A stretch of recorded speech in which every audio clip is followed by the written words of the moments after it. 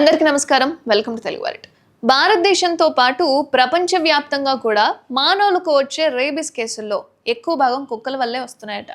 ఇటీవల కాలంలో దేశంలోని పలు ప్రాంతాల్లో రేబిస్ కేసులు వెలుగులోకి వచ్చిన సంగతి మనందరికీ తెలిసిందే. అయితే రేబిస్ కేసుల విషయంలో ఎంత అప్రమత్తంగా ఉన్నా సరే మరికొన్ని విషయాలు ప్రజలను భయభ్రాంతులకు గురిచేస్తున్నాయి. అదేంటంటే కుక్క కాటు సరే, ఎలుక కాటు వల్ల కూడా రేబిస్ వస్తుందా అన్న భయం కూడా ప్రజల్లో గందరగోళాన్ని సృష్టిస్తుంది.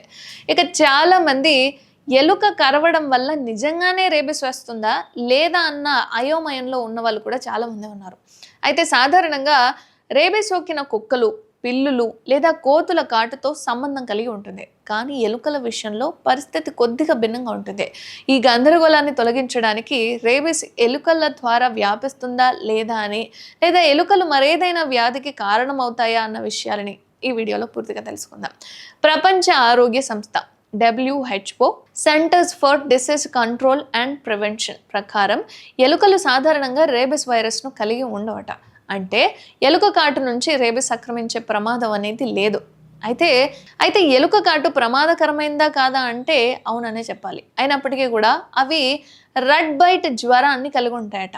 రెడ్ బైట్ అంటే ఎలుక కరవడం వల్ల వచ్చే ఒక బ్యాక్టీరియా ఇన్ఫెక్షన్. దీనిని ఎలుక కాటు జ్వరం అంటారు.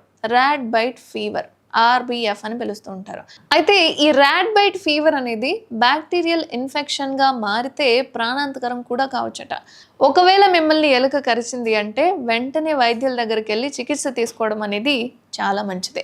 అయితే ఎలుక కరవడం వల్ల ప్రమాదం ఏంటి అంటే, గాజియాబాద్లోని జిల్లా పశుసంవర్ధక శాఖ joint secretary doctor SP Pandey చెప్పాడనమాట. ఏమని అంటే, ఎలుకలు వాటి దంతాలు, లాలాజలంలో వివిధ రకాల బ్యాక్టీరియా ఇన్ఫెక్షన్లను కలిగి ఉంటాయట. ఇవి ధనుర్వాతం, ఎలుక కాటు జ్వరం, అదే మనం ఇప్పటివరకు చెప్పుకున్నాం కదా, ర్యాట్ బైట్ ఫీవర్, ఇతర బ్యాక్టీరియల్ ఇన్ఫెక్షన్లను వ్యాప్తి చేస్తాయి. ఇక ఎలుక కాటు జ్వరం అనేది మరొక రూపం హెల్ జ్వరం. మీరు ఎలుక బ్యాక్టీరియాతో కలుషితమైన ఆహారం తిన్నా లేదా ద్రవాలను తిన్నా మీరు ఈ రకమైన ఇన్ఫెక్షన్లు అనేవి పొందొచ్చు. దీని లక్షణాలు ఏ విధంగా ఉంటాయంటే తీవ్రంగా వాంతులు వస్తాయి, ఇక గొంతు నొప్పి కూడా ఉంటుంది. అండ్ ఎలుక కాటు జ్వరం అనేది అస్సలు సాధారణం కానే కాదు. అయితే బ్యాక్టీరియాను నిర్ధారించడం అనేది కష్టం కాబట్టి కేసులను ఎల్లప్పుడూ గుర్తించలేరు. ఎలుక కాటు జ్వరానికి ఎల్లప్పుడూ వైద్యుడితో చికిత్స పొందుతూనే ఉండాలి.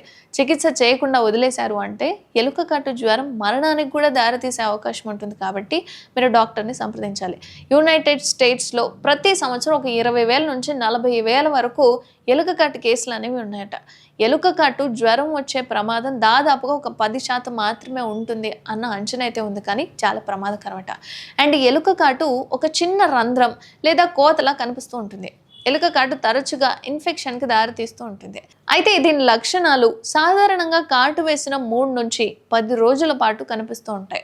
కాటు తర్వాత గాయం కానీ ఈ లక్షణాలతో దేన్నైనా చూపిస్తే గనక అది ఇన్ఫెక్షన్కి గురి కావచ్చు. మాయం కాకోకుండా మళ్ళీ రిపీట్ అవుతుంది అంటే ఇన్ఫెక్షన్.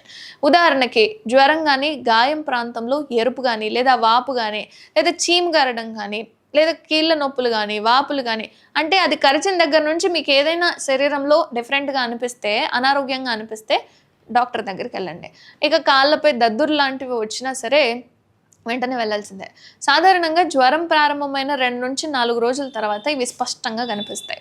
ఎలుక కాటుకి మీరు ఇంట్లో చికిత్స చేసినప్పటికీ కూడా ఎల్లప్పుడూ వైద్య సహాయం అనేది అవసరం. ముఖం కానీ లేదా చేతుల మీద కానీ గాయాలు ప్రత్యేక ఆందోళన కలిగిస్తాయి. ఎందుకంటే అవి మచ్చలు కానీ అవయవాల పనితీరు కోల్పోయే ప్రమాదం ఉంటుంది. కాబట్టి వాటిని ఎల్లప్పుడూ తనిఖీ చేస్తూనే ఉండాలి. సాధారణంగా ఈ పరిస్థితుల్లో ఎలుక కాటుకు గురైన యాంటీ రేబిస్ టీకా అనేది అవసరం లేదు.